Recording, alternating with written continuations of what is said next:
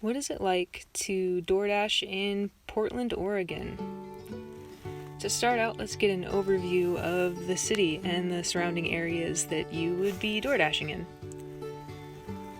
So here is downtown, and we're going to start at my house because my house is about a 30-minute drive with traffic from downtown, which is where a majority of the houses in Portland are. Portland is expanding in 3 ways, even though it is supposed to be an eco-friendly city. But beyond that, I live right next to Powell Butte, which is a huge hiking reserve. One of the great things about Portland is that there are a ton of outdoor recreation gems just like this. There's lakes and hiking trails and dog parks, you name it. Anything you want to do outside, you can find somewhere in the city. If you take a look at the Doordash app, you get to see these hotspots of where a lot of Doordash deliveries are taking place, and downtown Portland is almost always the busiest place to go, so I just got into the habit of driving right to downtown every time I Doordash. Sometimes I'll Doordash in other areas if I don't want to drive the 30 minutes to get there. But for the most part, I'll start out at home, drive to downtown, and go from there.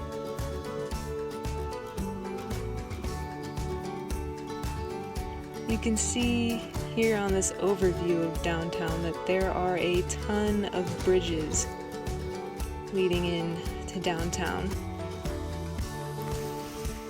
Luckily, there's no toll to go across any of these bridges, so that makes it pretty economically friendly to Doordash in Portland. And not to mention, it's a really great view every time you cross the river, day or night. I especially like driving downtown at night because of the lights. It's just a whole cityscape of twinkling lights, and it just never gets old driving into downtown Portland. On the outskirts of Portland, you get this hilly area with a lot of trees where Pittock Mansion and the Japanese garden, and as well as a lot of mansions and like apartment complexes that are just on the hill, and you get a lot of really good views of the city from out there. There's a lot of long winding roads. I've noticed I get a lot of orders out there. In the heart of Portland, you have the Pearl District, northmost, I guess, and then below that is Old Chinatown, which is actually pretty small. And then below that is the university, and dispersed throughout you have a lot of food carts. And even around Portland,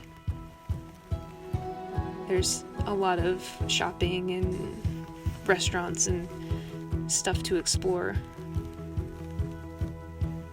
These food carts are right next to the university.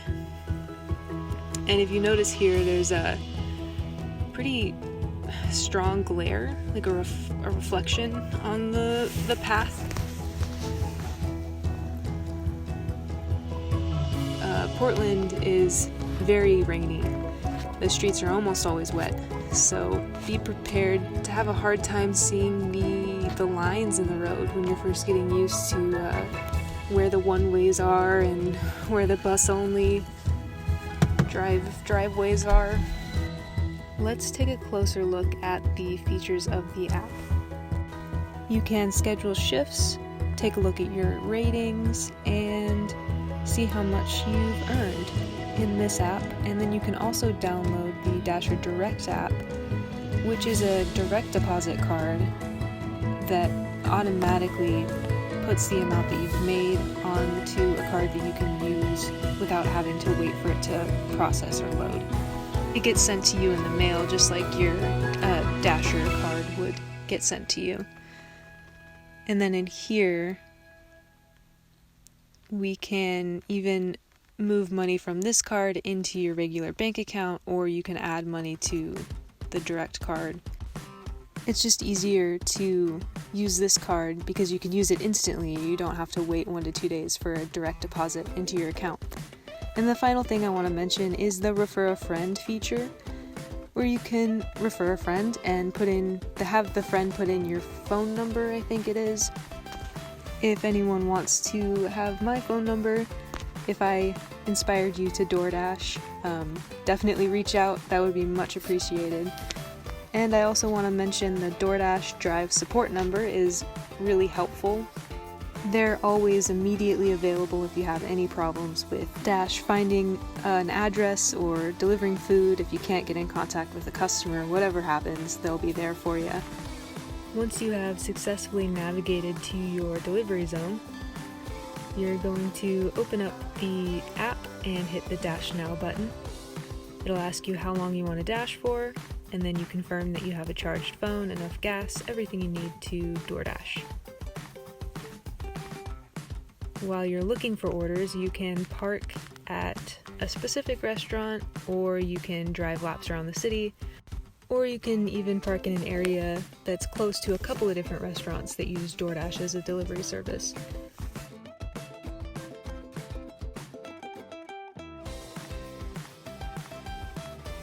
When you get a notification for a delivery, you only have a couple of seconds to accept the delivery before it gets passed on to the next DoorDasher, so you have to be pretty quick. Take a look at what the restaurant is, and then you can hit the maps. It'll bring you to the restaurant. I use Apple Maps. I've connected it to my app because sometimes the DoorDash Maps doesn't do as great of a job as an outside map service. So after I put in the address that I'm going to, and the app will put it in automatically for you. That's what's nice about linking it. I get on the road and I head to the restaurant. Here are some images of Portland around fall time. It was a really wonderful time to be DoorDashing. As you can see, the colors are just so vibrant, and here's a good example of one of the weird roads that you'll find in Portland. Just one more thing to have to get used to with driving in this city. There's also a lot of roads that are washed out or have potholes, so it's you end up doing quite a bit of maintenance on your car if you drive a lot for DoorDash, and that's all out of pocket, so keep that in mind when you get started with your budget for DoorDashing. I do a lot of deliveries at night, again because there's just less people out, and the dinner rush is one of the most profitable times to be out. Once you get to the restaurant, you're going to want to park and then find wherever your maps are taking you to. There's a lot of different kinds of restaurants. Restaurants like these will usually be prepaid, so you just walk in, tell them the name on your order, they'll give you your food, or maybe you'll have to wait 5 minutes for your food and then they'll give it to you. DoorDash partners with Safeway, so if you ever get a Safeway order, you would have to shop for the customer and then check out and pay for it before you go. And you would use the red card for that. And then you run back to your car and head off to the customer. Make sure to check and see if the customer left any instructions on how to get to their house or where they want their food to be dropped off at. Deliveries could take you anywhere in Portland. Usually they're around 15 minutes away. They could be anywhere from 5 minutes away to 30 minutes away. Here's a quick overview of where you could go, the different zones that a delivery might take you to. Again, here's my house. I come into Portland on this freeway, and then you would take any of the other freeways out. You could go to any of the surrounding towns. Beaverton, Tualatin, Lake Oswego. These three all look pretty similar, mostly residential areas. And then there's a hilly area to the west that's more dispersed, like I was talking about before. To the northeast, up here, there's a little like industrial area that runs along the river with residential areas dispersed throughout. There's a bunch of different ways to leave downtown Portland. You could hop on the freeway, which is usually one of the fastest ways to get out. And on the way to delivering food, that's probably your best bet because you want to make sure that you're delivering food within the time that you're supposed to be delivering it to keep your ratings up. But you can always take more scenic routes on the way back if you have the time and you're not too stressed about getting a certain amount of orders done in a night or in a day. Leaving Portland, you'd have to cross the bridge again in most cases, unless you're going to the west.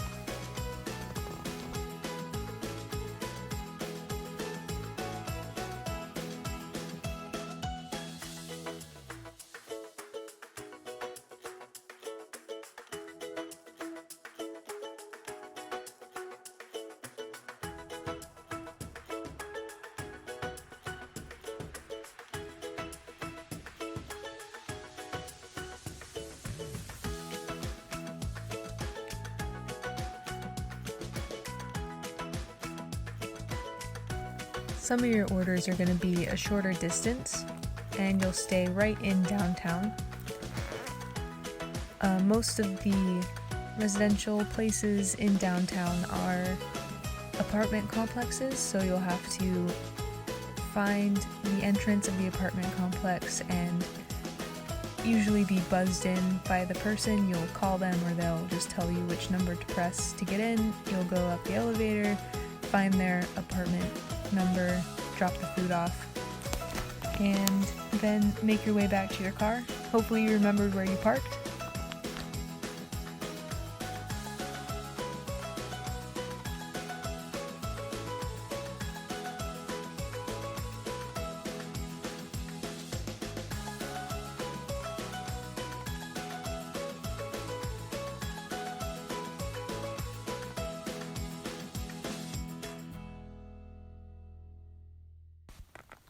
Once you've dropped an order off, you'll take a picture of where you left it, usually.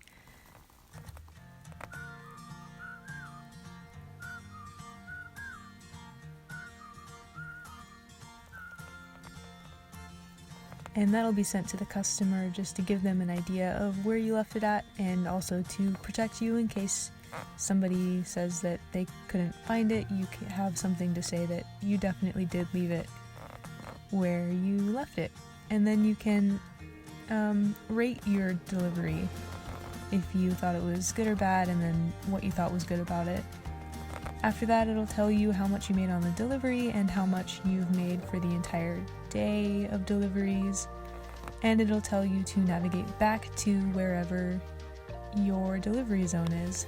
There are rush hours in Portland, like any city, and they usually are around the same times as other cities, being like the time when everyone gets off of work and goes home. Luckily, this particular road back into downtown Portland at like 4 or 5 p.m., 6 p.m. that time, are heading either to Seattle on the left or to Salem on the right. So the way into downtown is generally free, and that works out really well if you happen to get an order out this way. And also there are rush hours for Doordash deliveries that match up with the rush hours of restaurants. I think 3 to 4 p.m. is generally a lull in between lunchtime and dinner time. One thing that I do want to mention that you've probably noticed in the rest of the video is that homelessness has increased considerably since COVID in Portland. There are homeless camps literally everywhere. And even so, I've never had a negative experience with someone who's experiencing houselessness.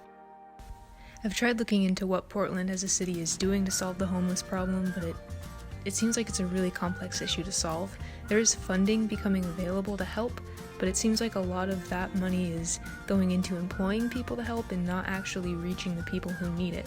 And part of that is because there's just such a long wait time for things to process in the way that the medical system and the social service system is set up. I might make another video where I can go more in depth and share my experience with navigating Portland's medical system, but to stay on topic with this video, I just wanted to let anyone who's considering moving to Portland know that Everyone here is experiencing homelessness.